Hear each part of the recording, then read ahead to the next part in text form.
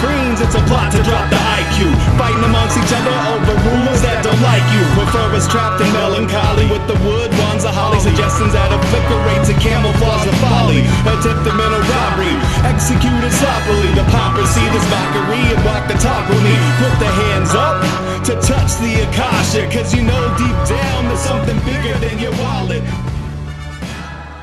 All right, sweet eternal balance of all that is good, true, and beautiful, friends. Today I am lucky and honored to have as a guest the creator of much that is good in the world. He studied deeply the ancient texts, compiled their truth into one vessel, and came out syncretic and with profound understandings to share with the world, lecturing and sharing wisdom all over the world in his Universal Truth School. Santos Bonacci, thank you so much for being here today. Thank you, Lindsay. Thank you very much. It's so awesome to get you on the show. I've been wanting to do that for a really long time, and I usually start with a pointless question of the episode, which is not always as pointless as it might seem. But my pointless question of the episode today for you is, what does spring feel like for you? Spring has a feeling. It's my favorite month. It has a feeling of a fresh start, renewal. It just energizes me. There's nothing like spring, you know. Spring is like being reborn. You actually do. It's probably why Easter is celebrated in the spring in Aries. Well, it's not probably. It is why, because it is the start of the year, and you feel it. You actually do feel like you've started something. It's regenerative for me. Absolutely. Agreed. It feels really nice. It's like we came out of this long slumber to awaken to sort of like warm, fresh feelings. Yes. So then welcome to spring. So that's awesome. This is your favorite time of the year. Does spring feel different for you this year than it normally does? Yeah, it does, because I'm in Mexico. It's like summer here, but I was in Oregon and California before I came, and that was a very, very warmish last part of winter, and there were blossoms everywhere. So it was more wintry when I was in the States last month. Okay. Yeah, I got spring feelings like a little bit earlier than I usually do this year. And then now that it's fully spring, it feels kind of, I think mostly probably because of all of this pandemic scare that's going on, it feels like a little dampened. And that is an interesting feeling to notice in people. And where I'm at, people actually don't seem too scared or too kind of worried. Like, you can tell people are aware of what's happening, allegedly, but people are still out walking their dogs. Kids are still out playing where I'm at. In some places I've heard people won't even let their children outside, which I don't really understand, but that's their choice. But so things feel like a little bit different in that sense as well. And I wonder what your take is on all of that. And does that seem to be affecting people around you where you are? And have you seen it? And not in Mexico. The president came out the other day and said that they won't be doing any of this locking down and oh wow and nonsense. I think he's pretty much calling it out for nonsense and overstepping governmental bounds. You know, I mean, he's pretty much calling it a nuisance, and people are overreacting. That's what I've been told. So I haven't heard that myself, but nothing's happening here. There are a few places shutting down. Yes, they have to shut down. I don't know, public places like libraries and things like that. But apart from that, everyone's working. Yeah, wow. Well, that's really cool. I almost want to come down there then and do that instead of this, because it's pretty interesting to see, you know, the extent to where they're going. And for a while, everyone was kind of saying like martial law, and I kept saying, well, it's not martial law just because you kind of have these curfews and things, and it's not martial law. And now California's governor has come out and said they might declare martial law. So I'm like, oh, I guess they might go for martial law. Are you in California? No, I'm luckily in Colorado, which is not that lucky because it still seems to be one of the states that kind of toes the agendas as they roll out more quickly, but it's not as quick as it seems like California and New York are always right at the heel there. That's right. They are. Um, Bookends of what goes on in between. East Coast, West Coast. yeah. Yeah, it's like they've got that down. And then yesterday I was noticing some people had brought up that quarantine means 40 days, and 40 is this sort of number of cyclical, completion almost. And then I was noticing yesterday that it was also the March 22nd is 322 is like the skull and bones number that they have on their sort of logo or whatever. And then also on that day, 40 years ago, yesterday, 40 years ago, the Georgia Guidestones were unveiled. And they sort of tie into what seems to be this whole agenda as well. And so it was like this 40-year cycle coming to a 40-year point at least. And then at the same time, we're all saying and thinking and putting emotion into this idea of quarantine, which is 40, also related to 40. And I was sort of trying to figure out if they planned it that way, and they probably did because they like to do those things, it seems like. Well, it's interesting because the Latin festival Quaresima, comes from quarantine. It's 40 days. It's the days of Lent. That's what you call Lent in the English language, which comes from lengthening, because around Pisces, before the crossing of Easter, the sun on the ecliptic, the sun is lengthening the days. So, but they are 40 days because between the cross-quarter days, there's 40 days between all the cross-quarter days and the tropical points. So it's really 45, but they round it off to 40. So there's a quarantine happening virtually from equinox to cross-quarter day, from cross-quarter day to solstice, all the way through the year. But the true one is the lengthening one, the one when the sun is waxing from the Tropic of Capricorn to the Tropic of Cancer, but in particular, the Quaresima, the 40 days, is before the equinox. And it's very, very interesting to me how they do this all the time. They overlap something which has to do with their liturgical year, which they have inverted into a Luciferic satanic evil concept where they practice their evil death rituals over the true Christian and the true liturgical meaning of the sun on the ecliptic. So the true meaning would be that the sun is lengthening, hence people will respect those 40 days because they know that once the sun hits the equinox and Easter is celebrated, then you don't have to celebrate the Quaresima anymore, because now the days are longer and the nights are shorter after the equinox. So it was all about living in hope and urging and encouraging the sun on the ecliptic to bring back the longer days, to bring back the summer and the food so we can eat and have a harvest, etc. So this quarantine, whether it'll be for 40 days or more or whatever, it's definitely on their side, the controller's side, it is a satanic ritual, for sure. Yeah. That makes a lot of sense to me, because I know they like to invert things, and I know they like to take what's sort of good and true and beautiful and make it into something that is ugly and twisted and serves their sort of sick agenda. So that's fascinating to hear about. And so it would seem then that the 40 days or however long they're trying to make us hopeless and, terrified and stuck, in separation from each other.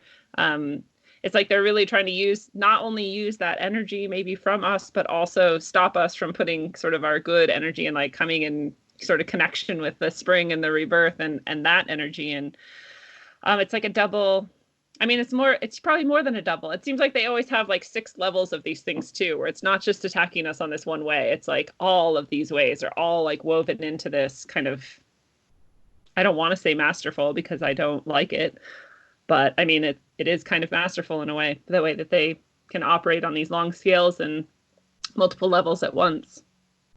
Yes, it is. It's masterful. They've always got the same agenda: more control, keep people sick with vaccinations, keep them in debt with more taxes, more pressure, screw in the screws more and more and more and more. So whatever they do, it will always be for this purpose, because they need people. They are power mongers. Yeah. They're power hungry. So they need armies of slaves to carry out all the things that they do, you know. So Yeah. and all they know that there's always willing dupes that will go along with their lies, because you see they have authority. Yeah. So they're trained from school that authority is truth, not truth is authority. Mm. So they're always going to be going along because the good old government has always got their back, you know. So Yeah. they just and they don't want to upset the community, you know. We're good social contributors, and we'll do whatever the government tells us to do, right? So it's like the sheep going over the precipice. They're just all leading each other to their own destruction. The herd Yes. mind. And it's really, really sad. And I know, it's really easy to get frustrated with people who haven't seen through it yet. And people who are supporting and cheering on things like vaccination. And especially now we've had hints and mentions of mandatory forced vaccination coming about in the United States. And we haven't gotten any direct sort of order yet. But we have some documents that mention it, and just those hints, like I said. And we have people who are already cheering that on and saying like, yeah, we should do this. If people can't choose to do it themselves, then we have to force them to, and so this is right. And it's like, it's hard to not be mad at people who are saying that, because you're like, well, you're going to harm me now. You're going to support this thing that would harm me. If you want to do it to yourself, I guess I can't stop you. But at the same time, it's hard. Like you're saying, these are like, it's like a herd of sheep being driven over the ledge, and you can't, I have to always come back to this place where I can't really be mad at them, because it's actually very sad that they're stuck in that herd and that they're heading for the edge. And it's even more sad that they could ever be manipulated to a point where they would harm someone else. Yes, it is. That's what's going on. And you see all these good soldiers doing what they're supposed to do. They're actually poisoning people. In China now, they're just going along the streets and just spraying willy-nilly all over the place. And you see people complaining, and they're just spraying everywhere. It's obvious that I mean, thinking people are going to see that and they're going to wonder, is all of that necessary? And hopefully people will wake up and not be going along with it. Yeah. Yeah, because that's all we need is enough people to just not go along with it. There's also people who are saying like, let's go out and let's fight. And I'm like, fight who? Who are you? You're not going to find the people who designed all this and fight them. If you're going to fight someone, it's going to be your neighbor who's deluded and, has been lied to. And why would you want to fight that person? That person doesn't know what they're even doing. Yep. But yeah, I hope too. I hope people wake up and just don't go along with it. Don't consent and don't go along with it. That'd be awesome. Yep, that's right. Because in the end, you're exercising your own free will, and no one, not even for the, supposedly for the sake of community. I mean, everyone has common sense. You're never going to put the community at risk if you are a decent individual, which most people are. But they're making people into criminals because they're stepping outdoors, right? And you see people in China getting beat up if they don't have that white. I saw a mother. She was felled over by an overzealous, overexerting dupe, I think it was someone in authority in uniform, Hmm. he just jumped out of his car and he pushed the mother, and her little baby fell on its head virtually on the Oh. concrete and started screaming. He knocked the baby out of the mother's hand, all because she Wow. didn't have a mask on her face. So this is Wow. how ridiculous. It's the Inquisition, Lindsay. Yeah. Go. Let's have a look at the word inquisitions in Wikipedia. I keep Okay. telling people um, when I see people that you have to understand Inquisition. Inquisition. All right, let's punch that in.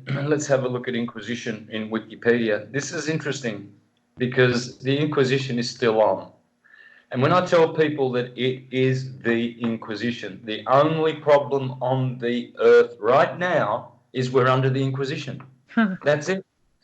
And that and that's because of certain papal bulls that are supposedly they are law. They are universal law in this Roman-ruled and British-run America, Washington D.C. military world that we live in. Hmm. Those are the three hotspots of this Inquisition. The Inquisition comes from Rome. So this is how interesting it is here. It tells you, all right, in the third paragraph, right? So you've got three big paragraphs, and in the third paragraph it says this. With the exception of the Papal States, the Inquisition, the institution of the Inquisition was abolished in the early 19th century after the Napoleonic Wars in Europe and the Spanish-American Wars of Independence in the Americas. The institution survived as part of the Roman Curia, but in 1908 it was renamed the Supreme Sacred Congregation of the Holy Office. Geez, I can't imagine how supreme and sacred this Inquisition is. Yeah. That was in 1908, 100 years ago. Then 2 years before I was born, in 1965, it became the Congregation of the Doctrine of the Faith. Please never forget this, and all the listeners, please, please, please pay attention. The Inquisition is still on. Wikipedia has not updated any changes in the name. It's called the Congregation for the Doctrine of the Faith.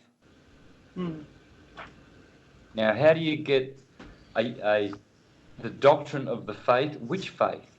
Yeah. And which doctrine? And which congregation? This is all blasphemy. This is all a bunch of demonic thugs, pedophiles, herbivores, pedivores, who not only do they rape little children, they actually eat them. These people are eating our children. These are adrenochrome, murderous, soulless, disgusting entities who are actually doing this to us in the Inquisition. Ugh. The Holy Inquisition. That's how it starts here. It says the Inquisition in historical ecclesiastical parlance, also referred to as the Holy Inquisition, was a group of institutions within the Catholic Church whose aim was to combat heresy.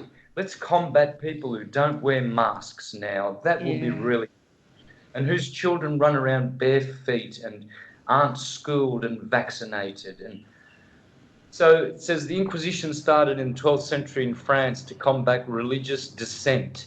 Yes, we can't have people having their own religious ideas, perhaps astrology or homeopathy. And in particular, it was aimed at the Cathars and the Waldensians.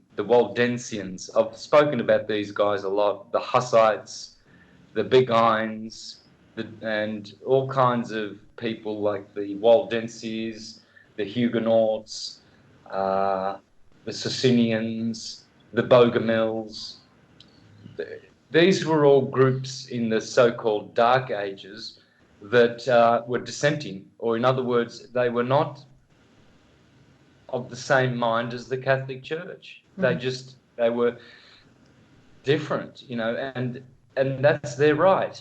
And so what they did was they organized against these poor people, big armies against dissidents and heretics. Well, that's what they're doing now. It's the Inquisition, the same mentality. Wow. That's fascinating. And do you think that this does this tie in with all of this, like, ideas of our, law system has been taken over, and that it's all maritime law sort of, and that's why they're sort of able to, on a spiritual level, like, pull this off somehow, is that they've, like, tricked us into this system or something? Do you know anything about those things, or kind of subscribe to those ideas?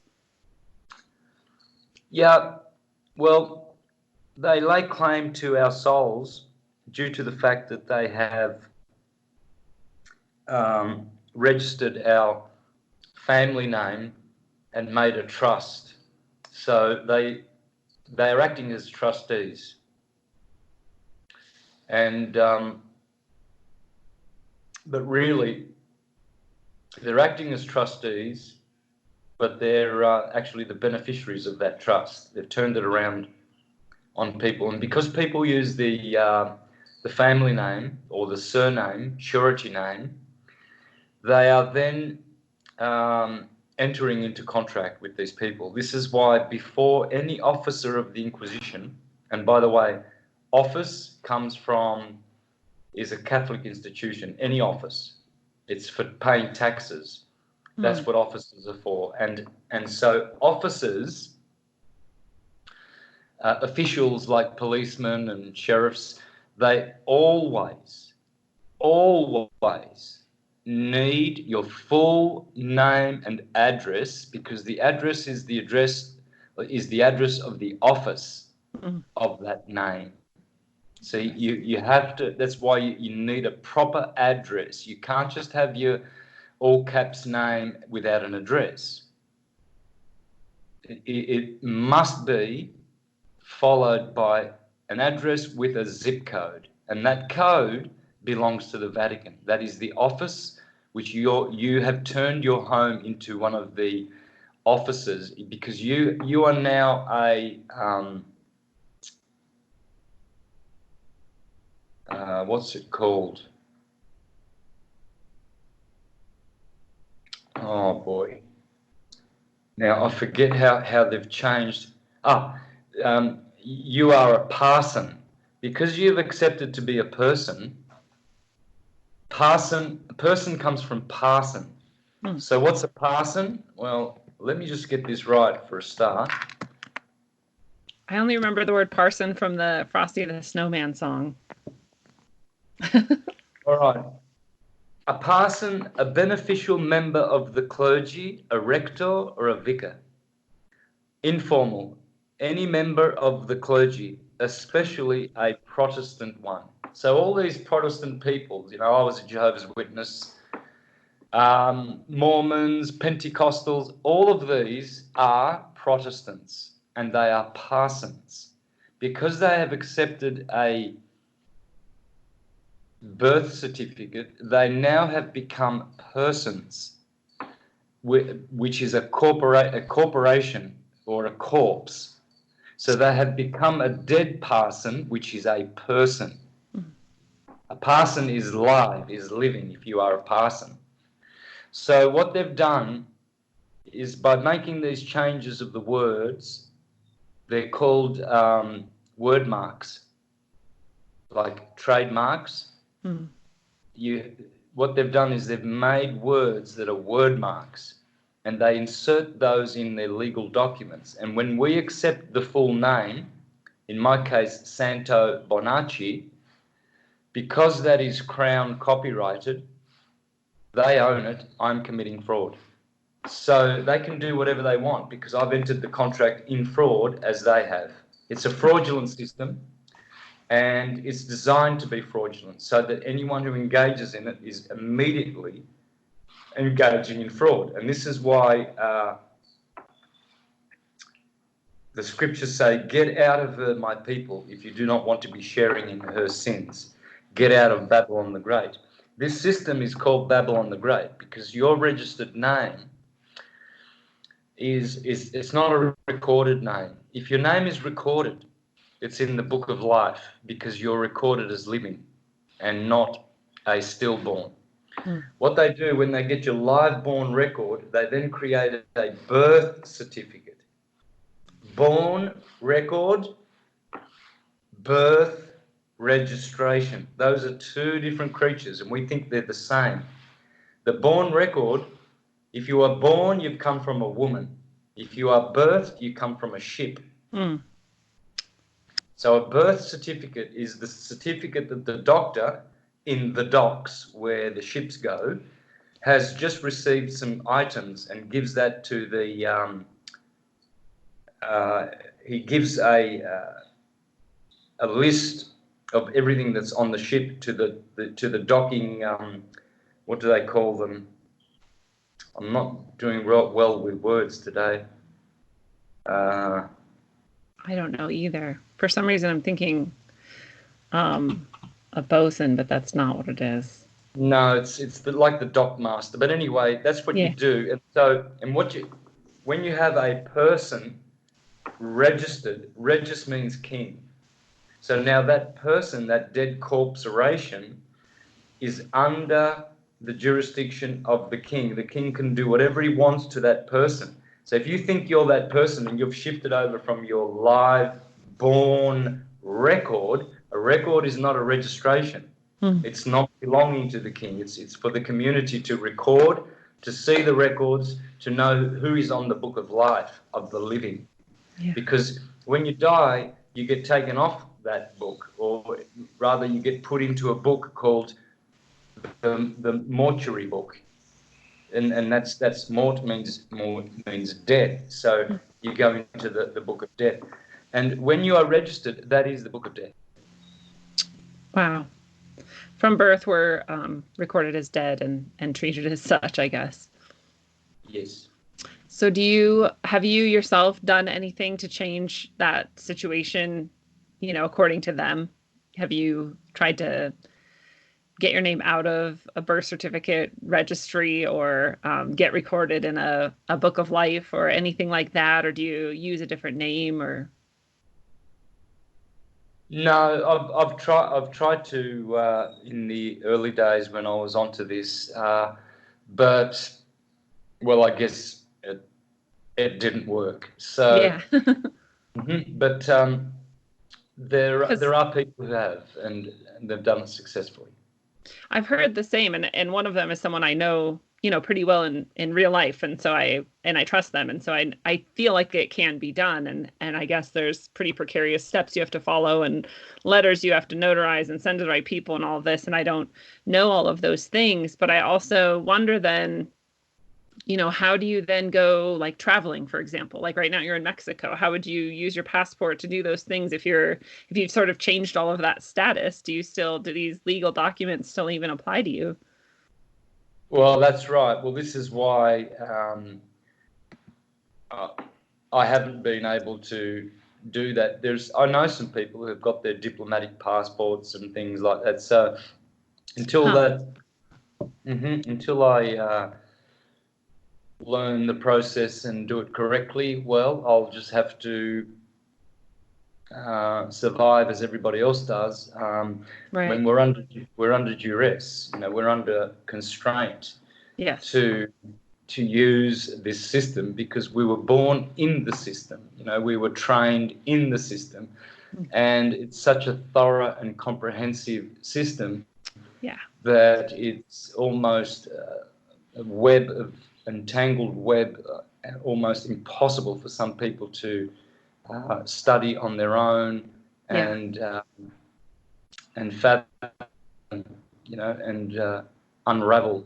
It's just some people have done it because they've had help and they've been on that road for so many years, and so they've been successful. But for the average Joe, it's going to be absolutely an intimidating task and take many, many years. And some people don't even have the time. They're busy working 3 jobs, for instance, and raising a family.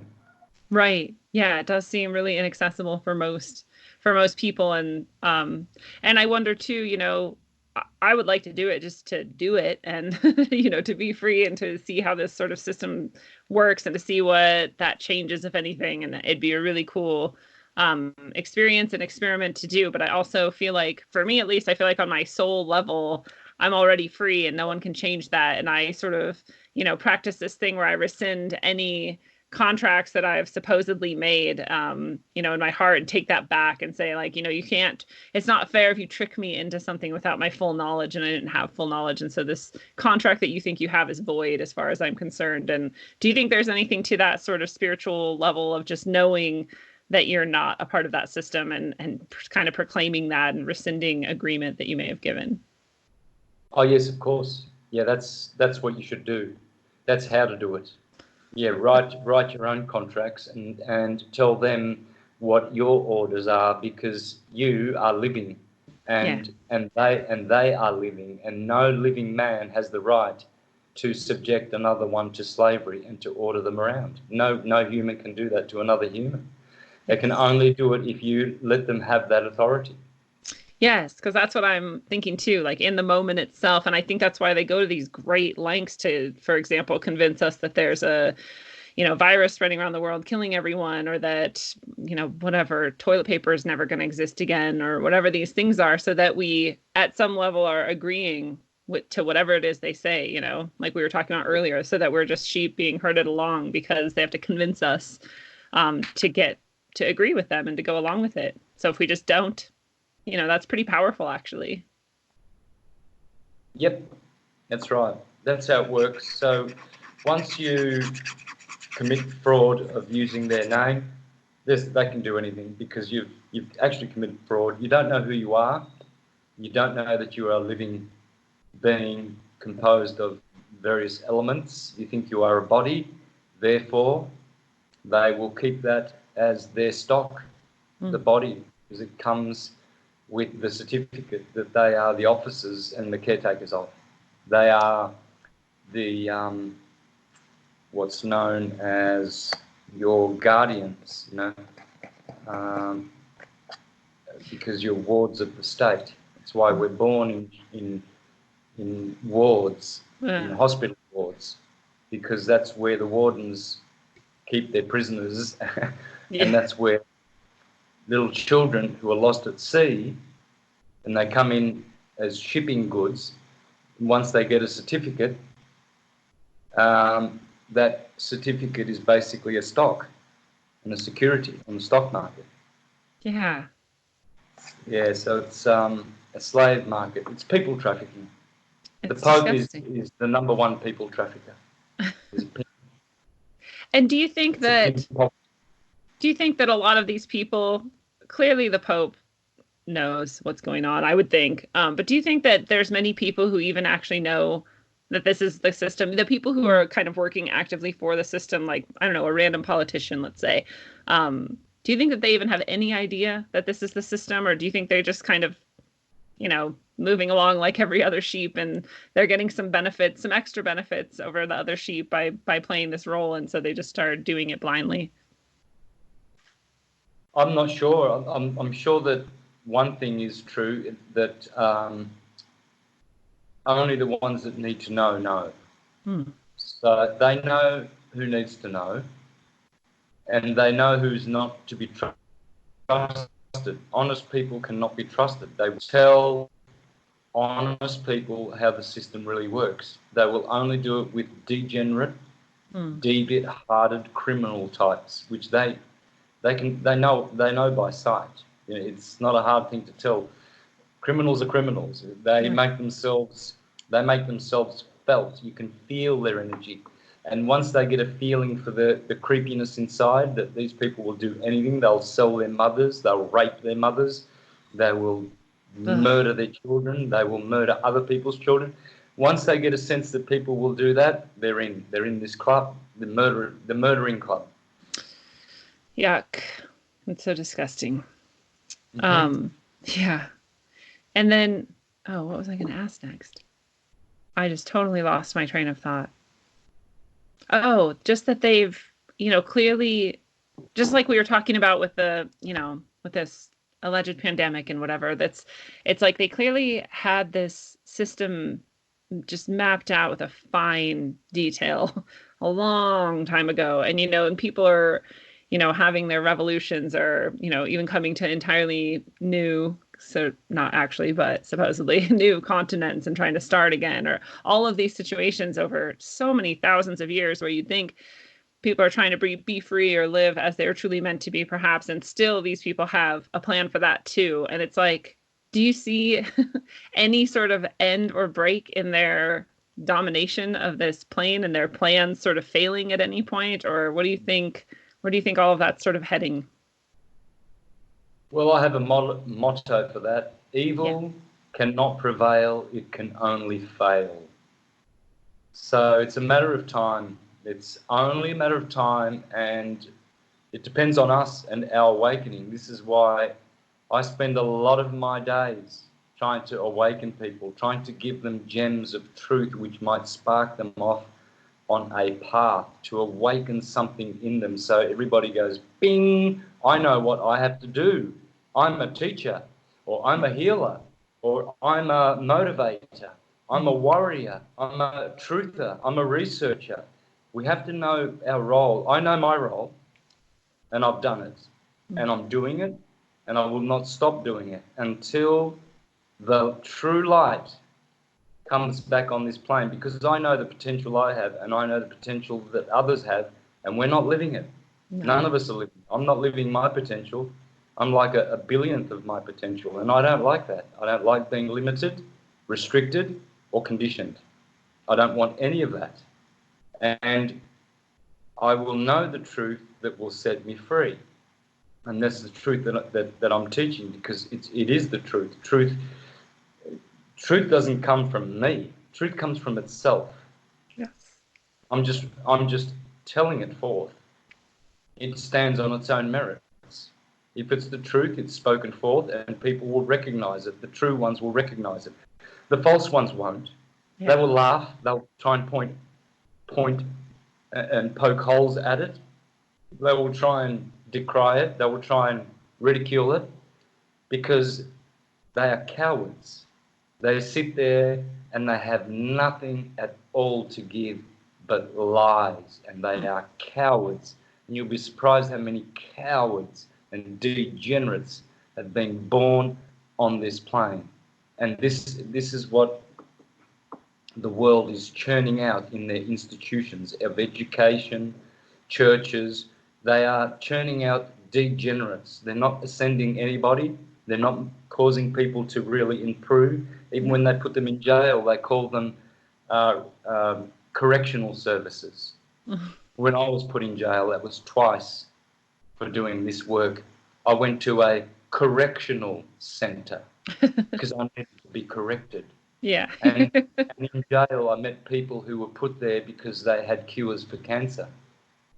I met a man who was in jail at least a year, and he didn't know how long he was going to be in there for, because he cured patients by treating them with the moon astrologically.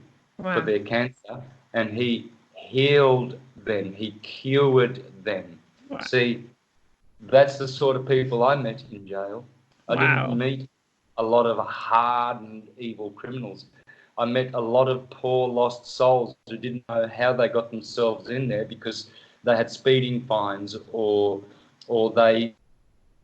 someone was hitting them and they defended themselves, and because of that they were accused and prosecuted and sentenced to jail because of defending themselves and stuff like that. More than half of the people there were, in my opinion, should not have been there.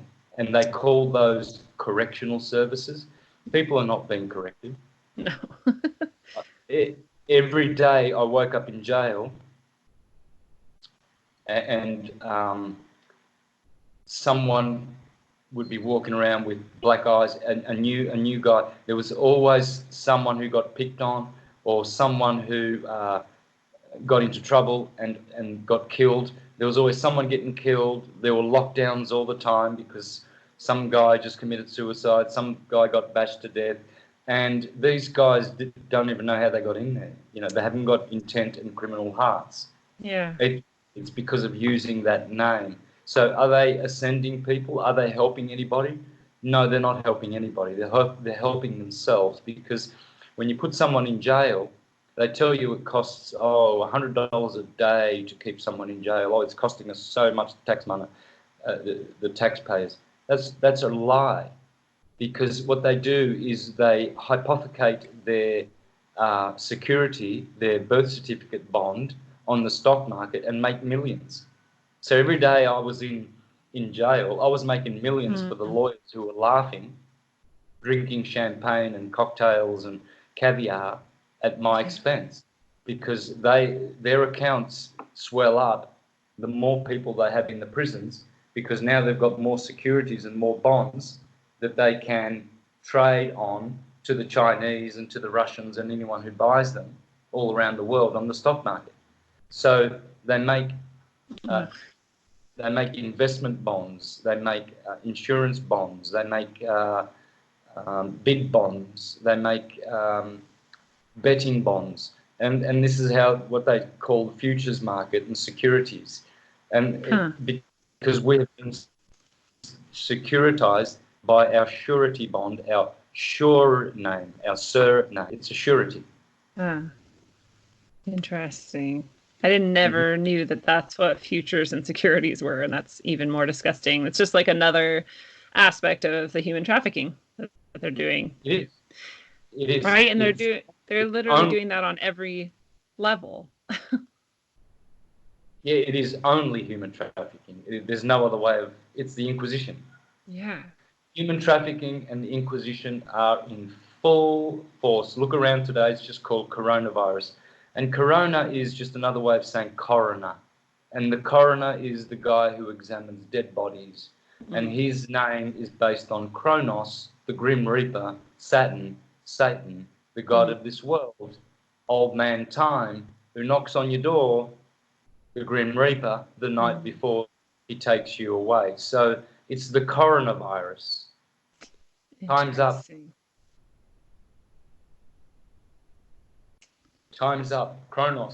Chronology. It's about time, and they're telling you that the boss of the system is coming for your body because we signed up.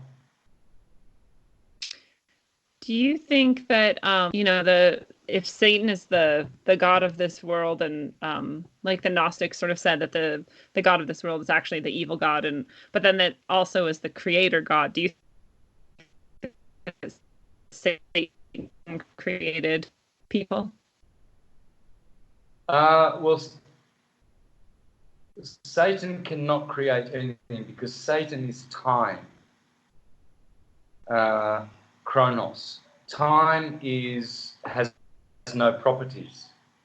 Space has no properties. Time and space, Chronos and Rhea, area, time and space. Their son Zeus is the creator. He is the demiurge, because Jupiter Zeus is Jesus. And that is Thor. And Thor, who also has, Arthur has 12 knights, same as Jesus has 12 disciples. So what you have here is the trinity of Kronos, Rhea, and Zeus. And Jupiter is his other name. That is where Thor comes from Tur, Jupiter. Tur is Tor, which is Taurus fields, which makes torsos. So your torso is a Taurus field, and it's blue shift, and at the bottom red shift, and that's what all atomic energy is: red shift, blue shift. So your torso is a Taurus field, and that is the creator. The creator is Jupiter, because he creates Taurus fields. It's the only God, the Son, Father, Mother, and Son, Kronos, Rhea, and Zeus. It's the only God, the God of form, that is the creator, because time creates nothing, space creates nothing. Time and space are inert. They are not things, they are not autonomous entities. They don't have properties, they have attributes. So they can't do anything. Time can't do anything. Time can't act upon anything. It's like your shadow. Your shadow cannot do anything of itself. It can't walk away from you and build a house because it's your shadow. When the nighttime comes, it disappears. It doesn't even have light at night. So that's what time and space are. That's why Kronos had to be castrated, because he was eating all his children, because time eats all his children. And so the moment anything is born in time, it perishes. But in order to remain and to exist in a timeline, what had to happen was a principle had to be born from time and space, which could enable bodies to exist in the time-space continuum. And that principle is Jesus, Jupiter Zeus. Just Zeus. He is the Word made flesh. In other words, torsos are flesh. Without that word, without that cymatics or sonoluminescence, nothing would exist, because time can't make anything, space can't make anything. Only Zeus, the Son of God, Jesus, can make anything. He is the flesh. He is the Word made flesh. See, this is what it means. The Word is sound, sonoluminescence. Flesh is matter. For matter to exist, there has to be one principle, and that principle is Jesus, the giver of life. Because time doesn't give life, nor does space. Wow. That's why Zeus castrated his father. Bang! No more cojones, daddy. Wow, that makes a lot of sense. And especially when you were saying red shift, blue shift, I understood it on a physical, sort of visceral level. So that's really cool with the Taurus and Jupiter and all of that. But then so Satan is like nothing then. I don't know. I don't understand then what went wrong. Why did it get so evil? Who are these people who are, satanic and Luciferian? Like what is wrong with them? Because the whole idea of time, space, and matter is a departure from source. For instance, if you've got a piano sitting in the corner, it's not making any music, but it has, by being silent and still, it holds the potential to make any tune that you can possibly imagine. But it's not doing it. It's still. Until you go there and you press a key and make a vibration, it's not going to do anything. So our lives are considered to be like a song. That's why we're living in a universe, in one song. And so our body in this universe is singing a song. And when it's born, it grows, then it decays and declines, and then it dies. And the energy goes into a new form. So that song,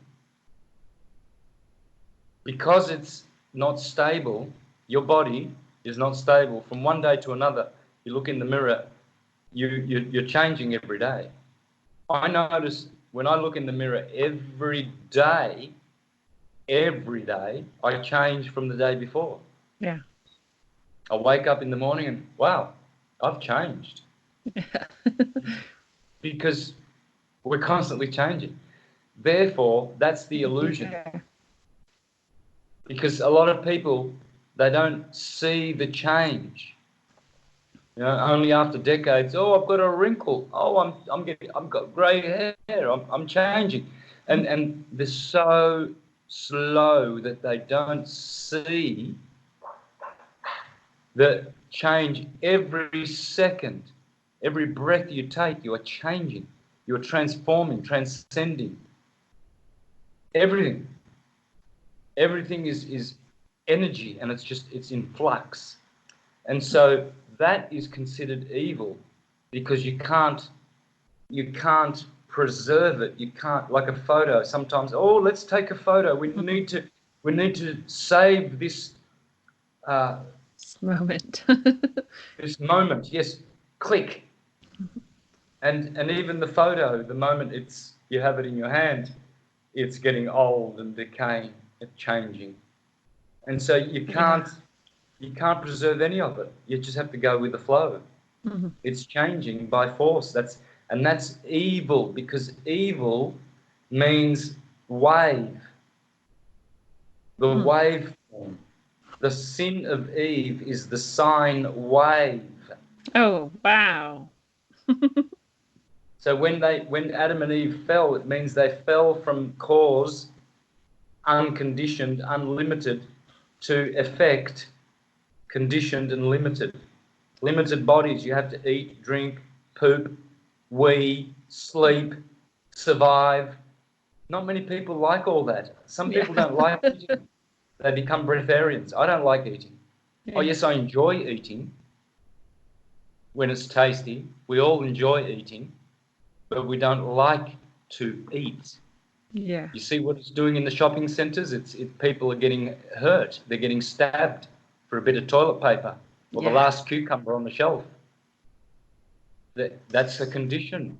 People need to eat. They need to sleep. If you don't sleep, if you don't eat, if you don't rest, if you don't have love, emotions, affections, sex, people suffer without these things. Well, those are conditions. Well, how do you get unconditioned? Well, you withdraw from the physical senses, you activate the super senses, and you begin on a path of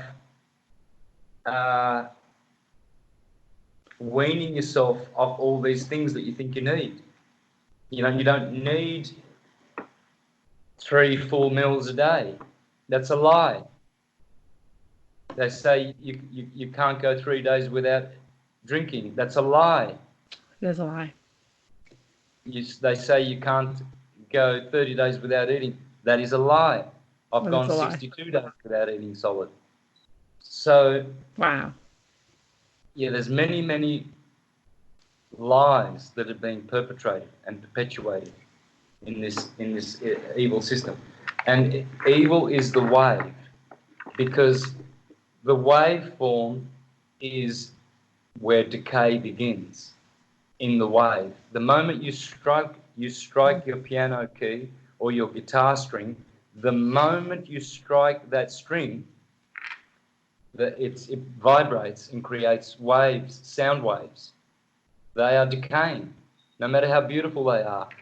Drum, you strum a beautiful chord, drum, and it's beautiful. But the moment you hear it and it hits your ear is the moment it starts to go back into the silence whence it came. Mm-hmm, yeah. You can't strum the guitar and expect that beautiful chord to sing forever. It's not going to, because waves are temporal.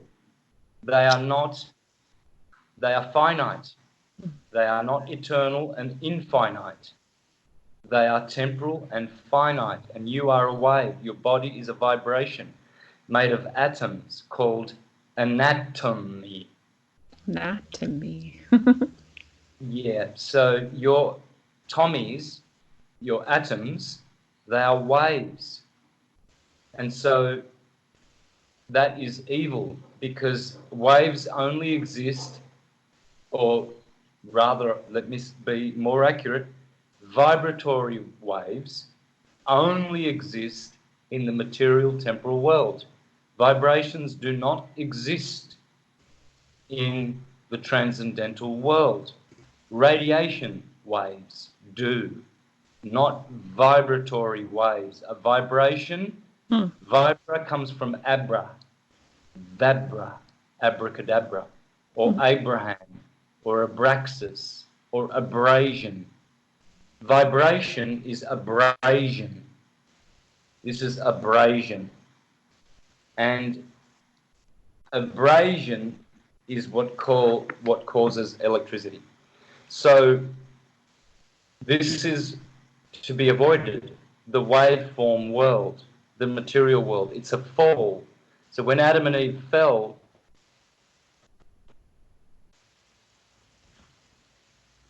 naked, because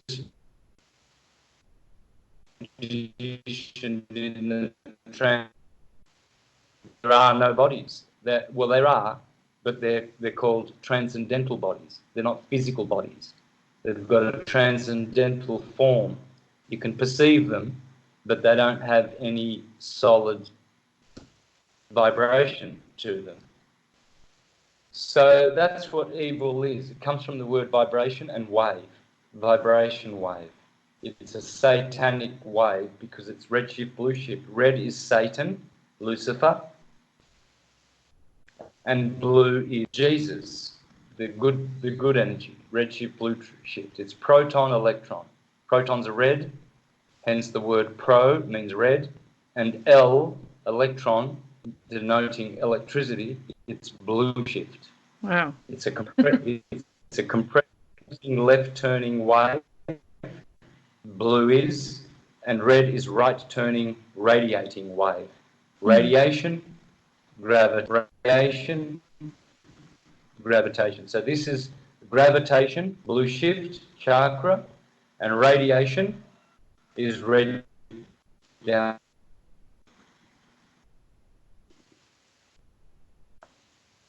I'm taking notes. So with our senses and our, addiction to eating and our conditioning to do all of these things, we're sort of further trapping ourselves almost, or at least further. It's almost like we're going further into some sort of, I guess, trap. Yeah. And so to get back out of that, I mean, that's a lot of what various traditions promote, is a sort of release from the senses, or a sort of detachment, or like a, sort of like rescinding your identification with your sensory information. And is that sort of in line with what you are saying? Yes. So the more lusts, addictions, desires you have, the more entangled you get in this world. So our role is to disentangle. So simply, the more things you want to do and achieve and taste and sense, all sense gratification, it's all the lower senses. They're just fleeting after the wind. We don't need to chase after experiences. Everything is an experience. You will learn. You don't have to learn the hard way and go in and experience and touch and make the same mistakes as everybody else. So to disentangle yourself from this vibratory, noisy world, one needs to go within. Yes, to answer your question, we need to simplify and go within and connect with the God that you are within, because you are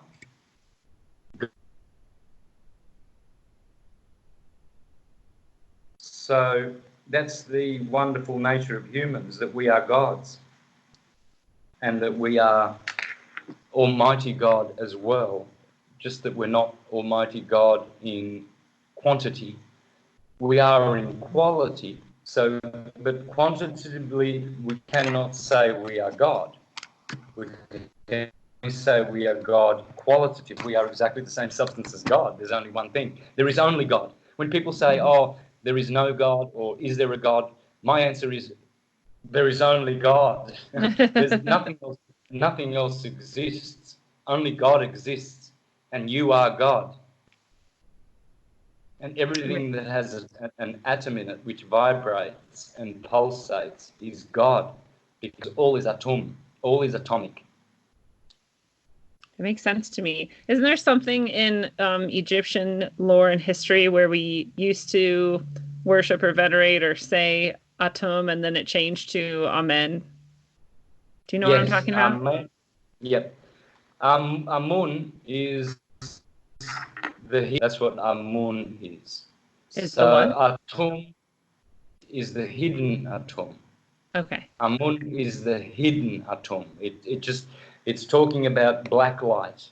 Black light is hidden because it has no color. White light is apparent. Yeah. It's what we see. You can't see black light. You can see when white light appears, you can see objects. So that is Atum. Atum is white light. Amun is black light. So Amun is really it should be all is Amun, because everything comes from the dielectric field of the hidden one. So that's what the word Krishna means, the hidden one, the black one, the dark one. And so that hidden one is in reference to black light. It's the source light. White light is the force light. Magnetism is a force. Dielectricity, black light, is not a force. It's an acceleration. It's inertia. It's not motion. You've got force and motion, inertia and acceleration. So black light accelerates, white light forces. When they say let the force be with you, they're talking about magnetism. That's the force. The source is more powerful because it is the potential, black light. I love that. So we come to the source. We are forced into bodies. That's magnetic. It's a pulse. And then the result is the effect of an electrical body. Your body is electrical. All atoms are electrical. The electrochemical processes going on in your brain, chemicals are a result of electricity, electric behavior. People who get dopey in the brain, it's because they don't get out in the sun. They don't do solar gazing. They don't do grounding and earthing. They don't eat whole foods. They eat processed foods. And what happens is they start getting multiple sclerosis because their nervous system is now getting weaker and weaker and weaker, and it's not evolving. Our purpose here is to evolve our nervous system, to grow a 13th cranial nerve through proper sexual practices, through proper diet, through meditation, yoga, chanting, through all sacred modalities. It's the only way to disentangle from the flesh and death and suffering. People are lustful and desirous rather than loving and appreciative. You can turn lust into love. You can turn desire into appreciation. If you desire your neighbor's home, that is evil. You can appreciate your neighbor's.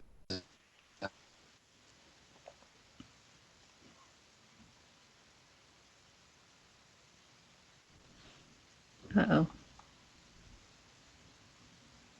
I lost you there for a second.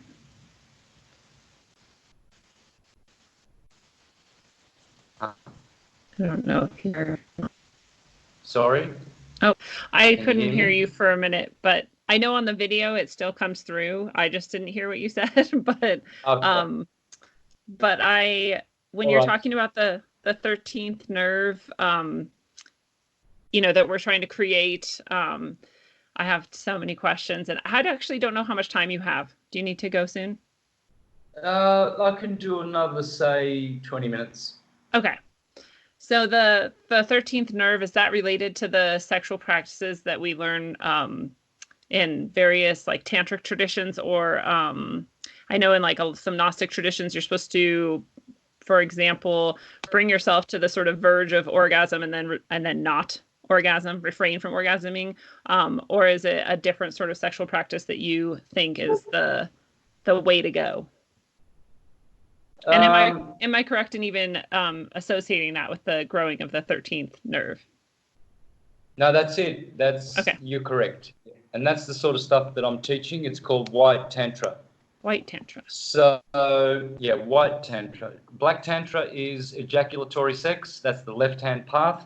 Okay. That leads to eternal damnation.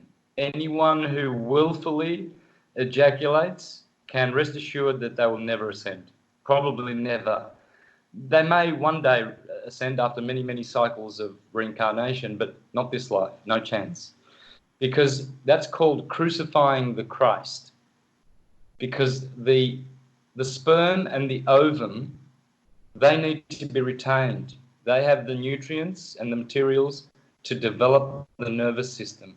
If you squander those, like the prodigal son, in left-hand path ejaculatory sex, you are murdering yourself, you are crucifying the Christ. That fluid is what gives you charisma. And if you have no charisma, well, then you're a little deadbeat coward that doesn't stand for anything and falls for everything, aren't you? Because you've ejaculated your brain out like Cullen Smith and become stupid. You know, these are people who go teaching young boys how to practice black tantra and is the Pied Piper leading them into eternal damnation. All these young men who think it's so cool. And all they're doing is supporting the venereal disease industry, abortion industry, and contraceptive industry. I will never support those industries because they are superfluous, redundant, and not necessary. All you need to do is teach boys how to have implosion, long-lasting orgasms where none of your brain is depleted and none of your fluids are expelled, where you crucify the charisma and absolutely blaspheme against the Holy Spirit, because it is the Holy Spirit. What other fluid can pass life on that you know of? It's the Holy Spirit, because only the Holy Spirit can give life. So why would you be willy-nilly having loose partners and ejaculating all over them, all over the world, and getting people pregnant, and then you have to, oh, sorry, dear, I didn't mean to get you pregnant. I'm an ejaculator. I'm incontinent and incompetent, like Cullen Smith. So now we can just go ahead and abort it, can't we? It's absolute depravity. And for a start, how many of those young boys get depressed and suicidal after they've had an ejaculation? I know I did every time I did. I was like depressed. I'd have arguments with my partner. I would be irascible. I would be unreasonable. I would be angry, bitter, depleted, tired, chronic fatigue, until 2012 when I decided not to. And absolutely that all turned around. I have no guilt, no shame, no nothing when I have sex. And it's because it's pure. And I know my nervous system is growing, and I know that I'm becoming more conscious because I am aware of how valuable these practices are. So beware the false prophets. I've already mentioned a couple of them that are out there teaching Black Tantra. These people themselves look dead. They look depleted. They don't have any charisma. They talk like this, and they think they're teachers. There's no passion. There's no real charisma in them anymore. They're just dead, soulless, vomitous vampires who are teaching black magic. Unsuspect that life and death is in the sperm. That's the warning. There is life and there is death. And two practices that were introduced by the satanic Jesuits in the Inquisition: ejaculatory sex and murdering animals and eating their putrefying corpses. These, in this part of your body, you are ingesting death, and then down below, you are ejaculating life out of you and practicing the science of death and eternal damnation. Wow, and that's it's like a double inversion. You're like supposed to be putting life here and getting rid of death down there. That's what they did. They did this about 300 or 400 years ago. Before that, people were not eating animals. People were much more conscious in the kingdom of Tartaria, and they left animals alone. They didn't persecute and exploit animals like we do now. Pigs, every day we have to have some pig bum. We call it bacon, and we drink it with our cafe latte. Oh dear, would you like a slice of pig's ass? That's what we're having for breakfast. We're eating a pig's bum and cow Yeah. bum with red wine. Oh, let's have some rump steak. Oh, this is delicious, isn't it? And yet they have to hide the stench of putrefying corpse, these zombies, with condiments, oils, salts, herbs, peppers, onions, sauce. Cook it. You know, if you were a lion, fair enough. A lion can just jump on an animal and start eating it. How do humans jump on rabbits and start eating them? They can't. They need weapons to kill it first. Then they need knives, forks, pans, ovens, fire, matches, oils, condiments. Why bother when you can just walk under an apple tree and go, pick, munch, munch, munch. I don't need to eat for a couple of days because I've got all the minerals and vitamins and nutrition. The tree lives forever. I can just pick its fruit. I don't have to salt it. I don't have to sweeten it. I don't have to get a knife. I don't have to get a fork. I don't have to cook it. I don't have to find electricity to persecute it and burn it and kill its enzymes. You just go, pick, bite. Pick, bite. Just like a lion does when it jumps on a deer. It jumps on it and eats it. If you can't do that with an animal, and that means you shouldn't be eating animals, if you need knives and forks and all sorts of persecuting equipment, if you can't do that and digest it, because you can't digest any meat, it putrefies, and only the parasites eat the meat, because you see these big-bellied flesh eaters, they're all full of parasites. It's the parasites doing all the work. It's not their digestive system. Yeah. The only thing they digest is the vegetables that they have with the meat. You see? So people have been deluded. They're satanic. Eating flesh is cannibalism, whether it's sentient beings called animals or whether it's humans.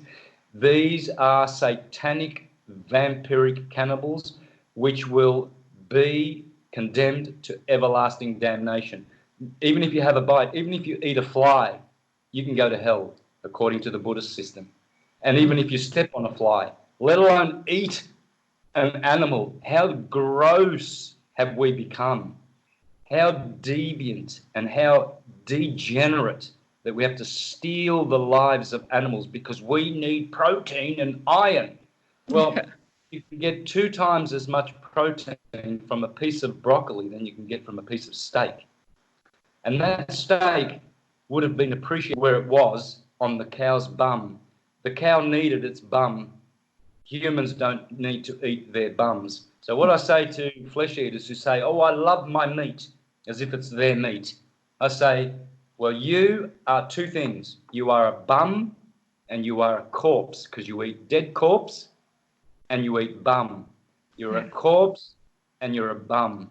And that's what they are, all of them. And even the teachers who teach, oh, don't go vegan. It's a UN agenda, and they're trying to make men into, little girlies by making them eat rabbit food. Well, I'm no little girlie. I've been a vegan for 12 years, and I'm the healthiest I've ever been. And I will get healthier and sexier by the minute. And I'm watching people. Tomorrow I turn 57 on the 24th of March. I'm watching ugly people who eat flesh and corpse in their 30s dying of bowel cancer. They've got piles, arthritis, rheumatism, dying in their 40s, 30s, 50s. They're wrinkly. I don't have any wrinkles, thank you very much, because I don't eat bum. Yeah. Wow.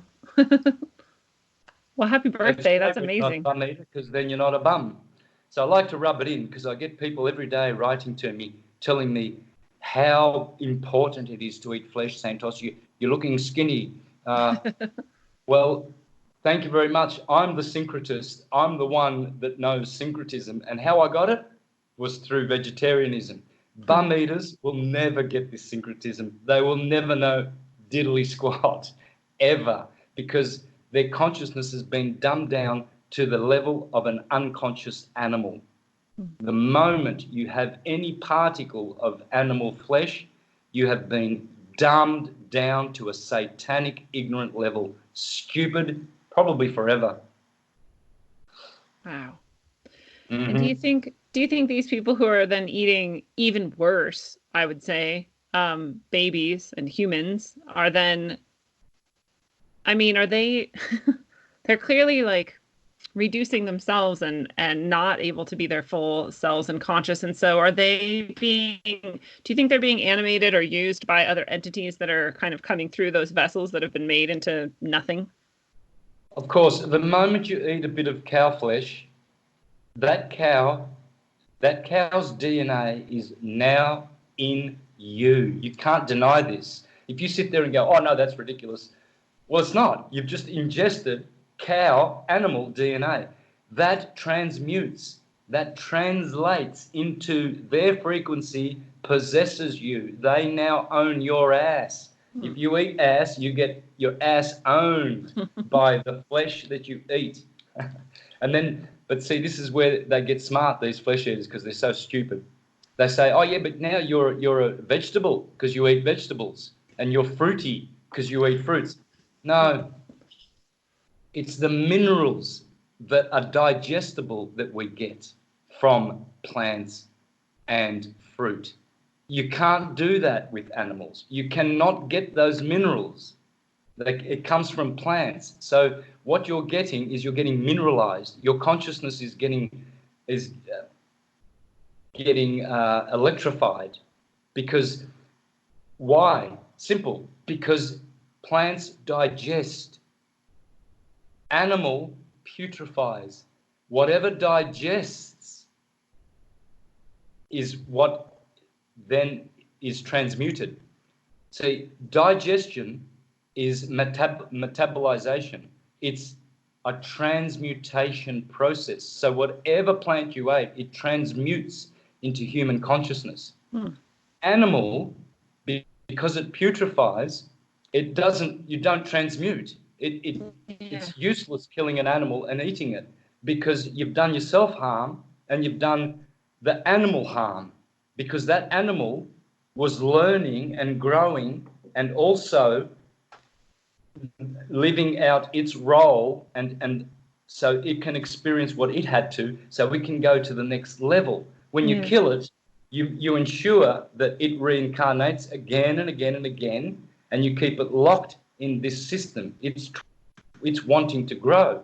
So because you cannot digest the flesh, it won't transmute, but it keeps you in the state of animal fear, because now you are a killer. You are practicing murder, and all scriptures say, thou shalt not murder. Yeah. You do not murder anything. You don't kill an animal, even if you need protein. You don't do that. Even if you're going to die, you don't take another animal, a life. You don't do that. You die first. That's the true way of a dignified being. You die before you kill anything else. But the greedy, lustful way is, oh no, I don't want to die. I will kill to keep myself alive. Yeah. I will murder that animal so I can live, because I'm more important than an animal. No. You don't get to decide that, sweetheart. It's not your job. It's not your meat. It's not, I love my meat, because it's not yours.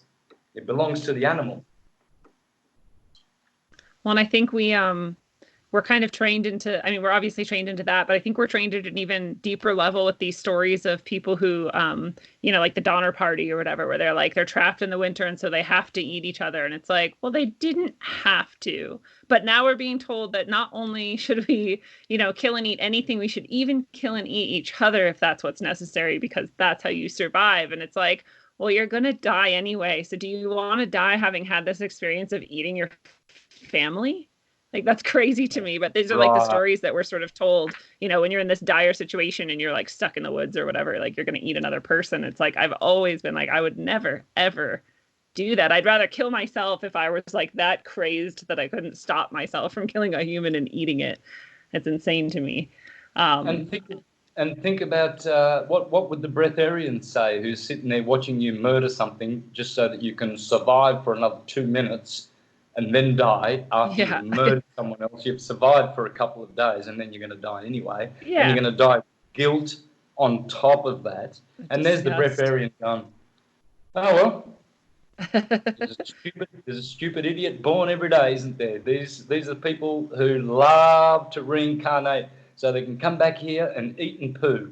Yeah. Oh, and there's sewage farms everywhere, and people, they've got 10 toilets, 10 bathrooms now in their new homes. Oh, yeah, no, because we've got to do a lot of poo. We eat so much corpse, and we love our toilets. In Japan, they're so proud of all their multi-buttoned toilets. One squirts you like a, and cleans you, and the other one pulsates you, and you can do this. You can get a rub, you can get a tickle, you can get all kinds of squirts, and they spend like $40,000 on their toilets. They make it like a shrine to their poo habit, and they love collecting this poo in sewage farms, and then they make burgers out of it, and they have more poo, and so they can do more poo.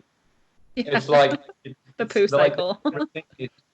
Check out my toilet. We've got 10 bathrooms in this house, and they're all tiled and got marble in there, and that's where we sit and do poo. I mean, wouldn't you rather be a breatharian where you don't have to sit on the toilet ever again and smell the stench of some carcass-eating, corpse-eating zombie who just took just unloaded their corpse out of their pile-ridden backside, and they push all that corpse. No wonder they've got piles. They've got to push cow bum out their ass into the toilet. Oh, these poor people. Go and call up a breatharian, folks. If you think you have to murder an animal, just call them up. And there's liquidarians. There's frugivores, fruitarians. There's people who only eat apples, and they survive 20 years, and they're happy, they're sexy, they're conscious, they're beautiful. They're only eating apples. You don't have to murder things with a face on it, that does poo. One thing I'm never going to eat is something that does poo, like a rabbit, a chicken. People go and get chicken wings and chicken breasts and chicken bum, and they're eating something that does poo. I mean, apples don't do poo, so have apple. I love it. I like to rub it in because there's this couple of guys who repeatedly send me emails about flesh eating. They think they're so smart. They won't send me any pictures of them to show me how ugly they are and how big their parasite-full bellies are. I'm 57, and that's my belly. Wow. Sexy as. Thank you very much. So I'm the one who stays intelligent and sexy and has no wrinkles and has the best syncretism in the world, and they're trying to tell me that I should look like them with all their wrinkles and their fat gut and their cancer and headaches that they get and arthritis and diabetes. And you need your meat, Santos. You're skinny. Thank you. Thanks for the advice, corpse eater. Yeah. Thanks, bum. Continue being a bum, because I ain't no bum, and I ain't a jackass whisperer. And you're very happy, obviously, too. And I always think it's interesting when people are trying to give someone advice when they're clearly well and happy and aren't looking for the advice. It's like, well, why would I change what I'm doing if what I'm doing is working perfectly for me? And I didn't ask for your advice, but that's interesting that they feel the need to consistently assault you with that. But talking about that cycle that, you're forcing other beings into when you kill them prematurely, and then also you're forcing yourself into by, being sort of indulged in these more base actions. And you framed it as, the way you said it was that you're forced into this body. What do you mean by that? Is that what you mean, that just that karmatic sort of response forces you back in, or is there something else going on? Well, when you go to the white light is magnetic, and white light is what creates space and magnitude for living bodies to exist in.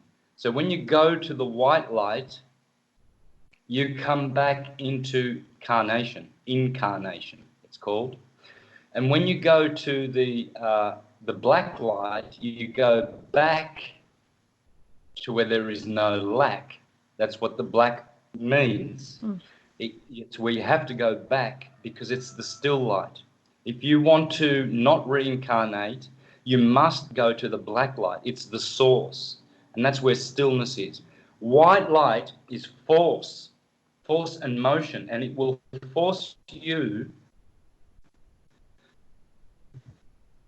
continue in body, in form,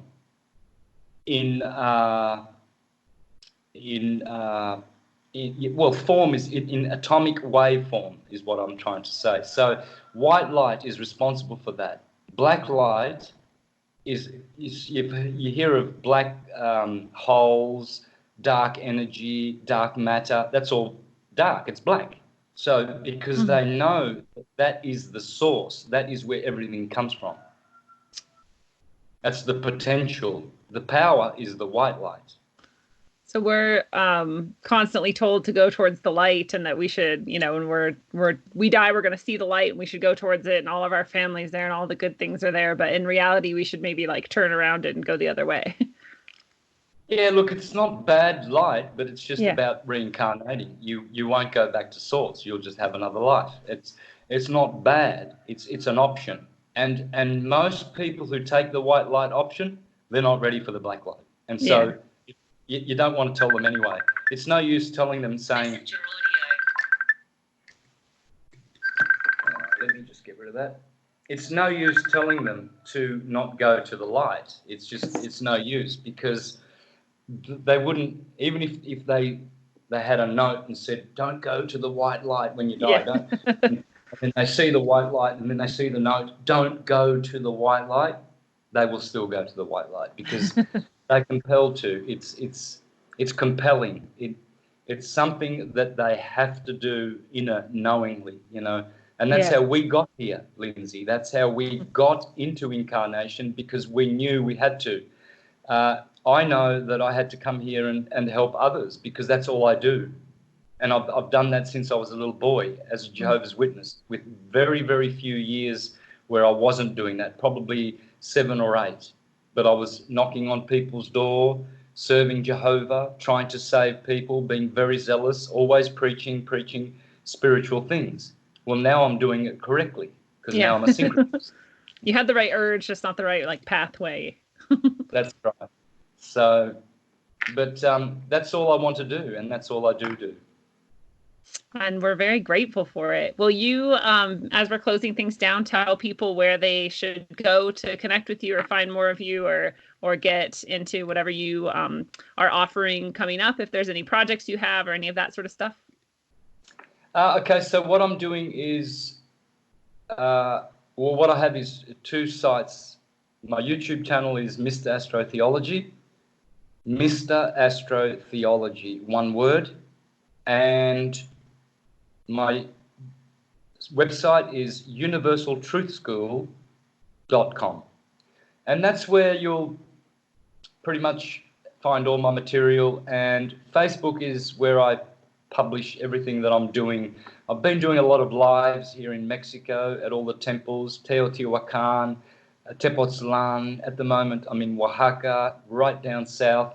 I filmed an equinoctial celebration on the 21st. Last night, I filmed a Temazcal, which is a sauna sweat lodge of tradition, where they bring in grandmother rocks heated up and put seawater on them to mineralize the sauna. And I did that. It was about 3 hours. It was a really long process. 4 saunas, 4 elements. The first one was earth, then water, then air, then fire, and you transmute all of those. And it made me feel really good. I had a really good night of sleep last night. It was excellent. Wow. So I'm filming that, and that's on Facebook. Some of those videos will be live on my YouTube channel, but if you really want to keep update with me, you just have to follow my Facebook and just go on the timeline there, because that's all I've got at the moment to let people know what I'm doing. Perfect. That sounds amazing. I'm really glad that you are doing all of that and get to take part in it. With an idea or concept or some words of wisdom, some advice, what would you say to the people as we're closing down? I would say, know thyself and go within. Meditation, be alone, be still. You don't need, if you're single, you don't need to go looking for partners. If you're If you are with a partner, get into a routine or a habit of meditating together and doing spiritual things, the correct things, and being on the path, disentangling yourself from lusts, addictions, and vices, and all these things. Free yourself, and you'll never get coronavirus, and you'll never have to worry about coronavirus, and you won't be getting the vaccination, and you won't be so stupid as to follow along in this fake war against free humanity, the Inquisition. Do not bow down to the Inquisition. If you're going to be a martyr, if they're going to make you a martyr, go for it, because you go straight to heaven. You will go to the highest realms. You will go to Vrindavan, Vaikuntha, Brahmajyoti. You will leave these planes behind forever. So look forward to that if you have to be a martyr. Don't be afraid. Do not be afraid. Have no fear. I love it so much. Thank you. Fellow travelers of the path, it is a beautiful thing. This has been your analog, electric, concentric dose of wisdom according to Santos Bonacci. Santos, thank you so much for sharing with us today. I really appreciate that. Thank you, Lindsay. Take care. Thank you. See you next time. You too. See you next time. And no one can say what will come next. Even the smartest supercomputers and the most brilliant psychics are screwed as far as scrying the future. But we can take all our most rational observations and balance them against all of the data that exists, and still completely unaccounted for, incredibly impossible seeming random chances, as strange as a bird dropping a crumb into CERN's machinery to halt its progress, can fall into our lap and change absolutely everything forever. So never get too bogged down in what you imagine for the future. Your imagination of the future is actually the gambit that no one saw coming, friends. So pull that tool out and use it. And until you master yourself and all of these acts, travel well, aim for balance, and always look inside first. It's a one-on-one lesson, so do your homework. Make your dome hurt while up on earth. My bones are blessed from holy dirt. Vibes manifested to words that told me search for verbs and adjectives to describe birth. Worth more than one can speak, while the tongue feeds a weak, a sour taste in your mouth, bittersweet. Words can also kill you when you sleep. Mind condition, low frequencies while the subconscious mind listens. I can television filled with lies, disguised as truth, and spread it like the word to the youth. Watch the tube. A place where the God gets food is sorcery. To recreate the God forgery does more than meets the eye. Not too many know. Just hear me flow like the eye of Horus Penio. Yeah, not ready to leave until we believe we're free to go. You hear me? Right.